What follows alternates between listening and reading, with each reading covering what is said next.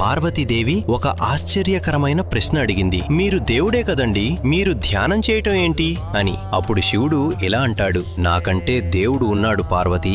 అది విని పార్వతీదేవి ఆశ్చర్యంగా అడిగింది, ఎవరా దేవుడు? అప్పుడు శివుడు ఇలా చెప్తాడు, శ్రీరామ రామ రామేతి రమే రామే మనోరమే సహస్రనామ తత్తుల్యం రామనామ వరాననే.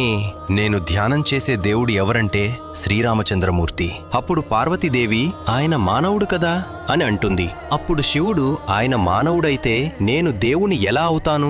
అలా ఉన్నాడు. అదే పొద్దున్న 10ంటికి పట్టాభిషేకమని రాత్రి 10ంటికి వనవాసమంటే రెండిటినీ సమానంగా తీసుకోగలిగినవాడు ఎవరైనా ఉంటారా ఈ సృష్టిలో పార్వతి? శివజ్ఞానం అంటే అదే కదా, శివజ్ఞానం అంటే అదే కదా. అటువంటి మహానుభావుడైన శ్రీరాముడినే నేను ఆరాధిస్తున్నాను అని శివుడు పార్వతీదేవితో చెప్తాడు. హరహర మహాదేవ జై శ్రీరామ్ అని తప్పక రాయండి.